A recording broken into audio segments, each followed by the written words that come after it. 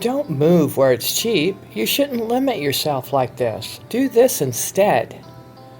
Everyone wants to tell you where it's cheap to live.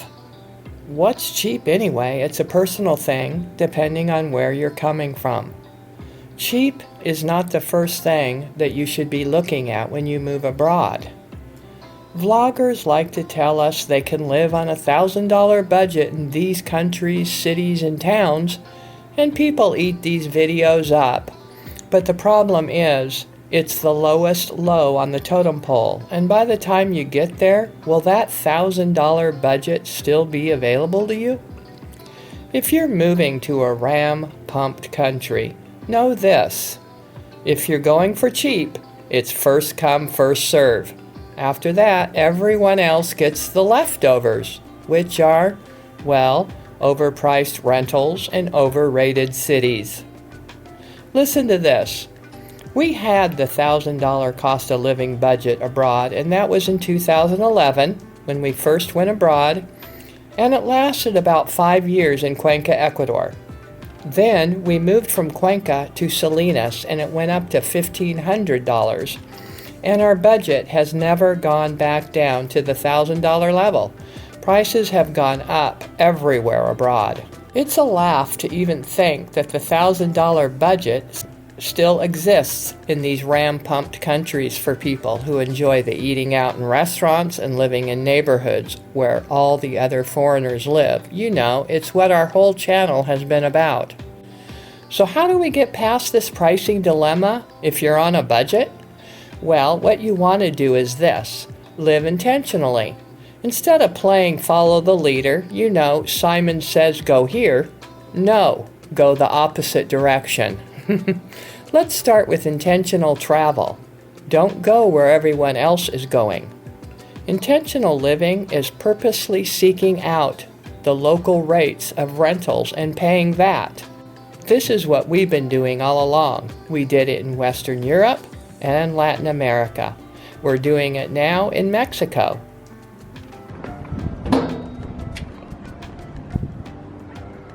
Just take a look. I just wanted you to see this. The meek shall inherit the earth. Take a look.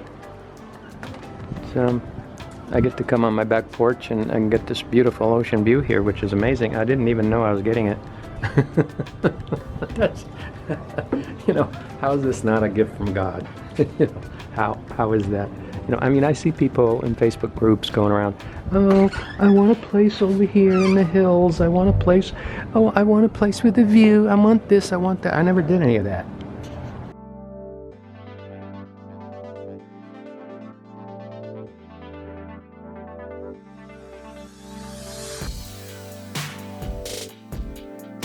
We say live intentionally, and here's how you get started.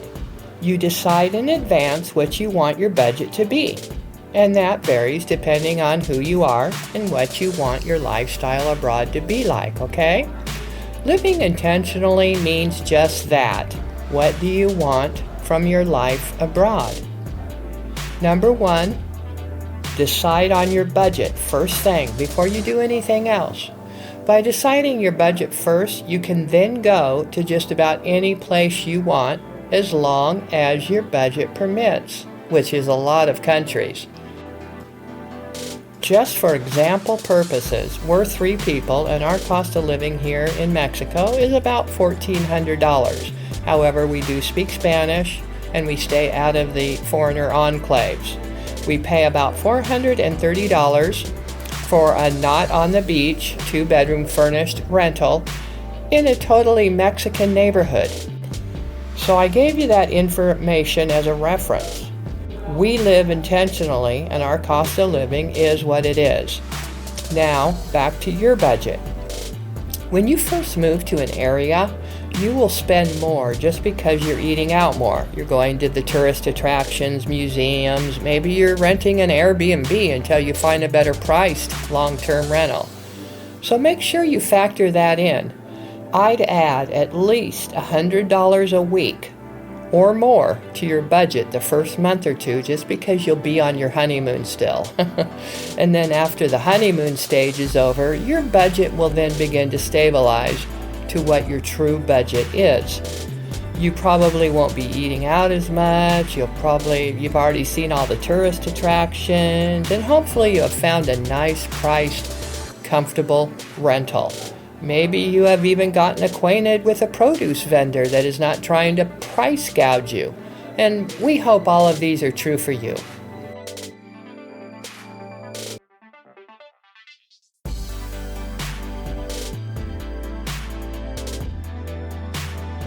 And this is something that I think people struggle with, because from an experiential point of view, if you're not yet living the retire early lifestyle in the present moment and living intentionally, it's hard to visualize, because most people, when you start talking to them about living intentionally, or if you say anything at all about living on less, it's just all of a sudden, the picture becomes one of, lack and not doing anything.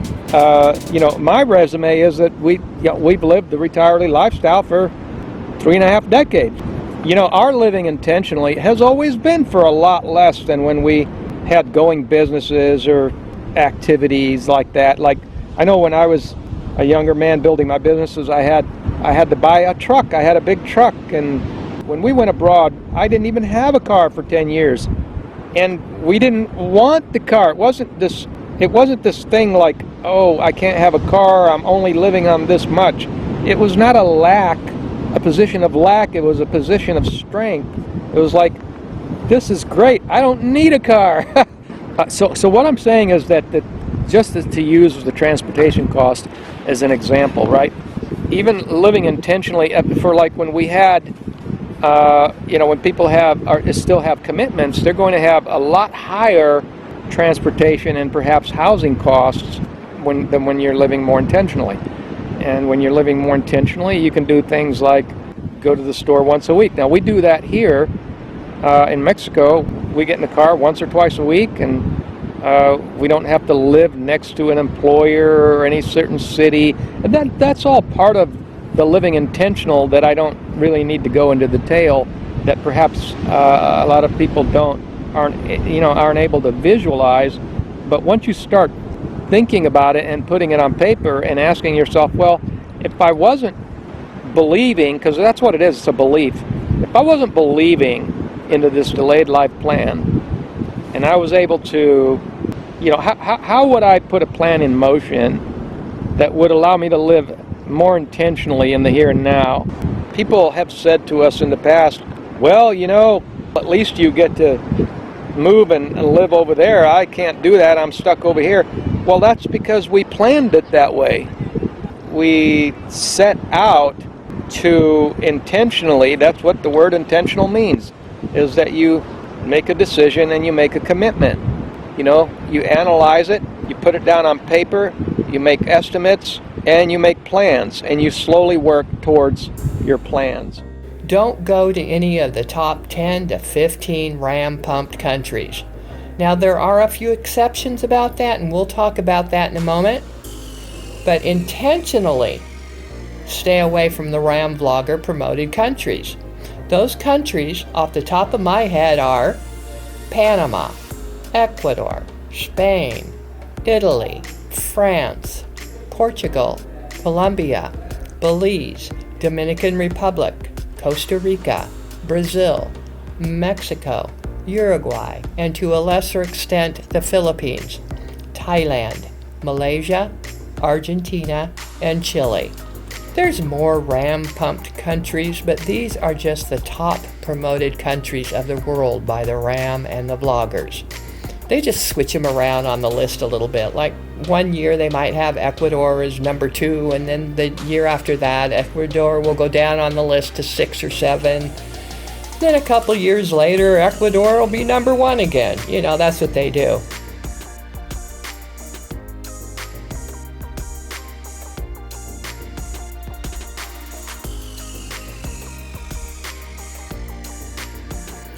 The exception, now that I was talking about going to the top promoted countries, would be only if you go out into the smaller villages and towns, somewhere that no one's talking about, So like you could go, say, for an example, to Italy and maybe go out into some village or town that no one's talking about, it's not on the RAM list, and you can still live very well on $1,800 to $2,500 budget for 2 to 4 people.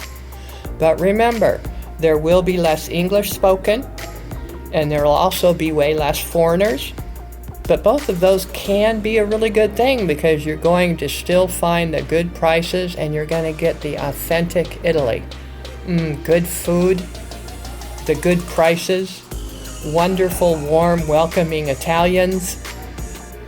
It's great. Just set up your house, keep your secret paradise to yourself, no matter where that is, and enjoy your early retirement. That's living intentionally. Now, we did this when we went to Italy. I wanted to visit my husband's birthplace, and he took me to visit Italy, and I loved it. We went out into a beautiful and quaint village, perched high up on a hill overlooking the Mediterranean Sea, and we paid $340 for our furnished 3-bedroom apartment with sea views. Our cost of living was around $1,500 for 4 adults.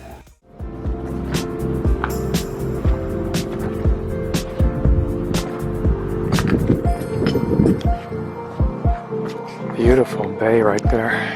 We've got a nice little view right here off our balcony. And every time I look at something like this, every time I look at it, it reminds me of that ancient writing that says, eyes have not seen and the wonderful things that God has in store for you. That's what it reminds me of. Beautiful.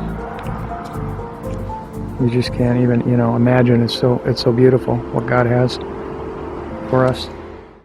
Not one other American lived there, though, and it was very rare to find someone that spoke English in our little village. But Frank does speak fluent Italian, and so we got all the local prices.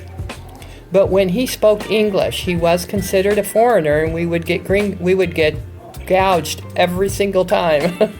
So that's how it is.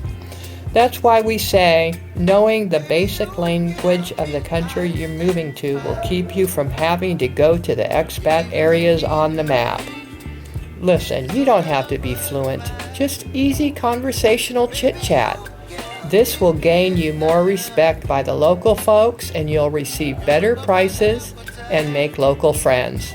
So you see, all the way around, living at the local pricing structure will make your lifestyle that much more enjoyable, and we think you will be less likely to leave and go back home.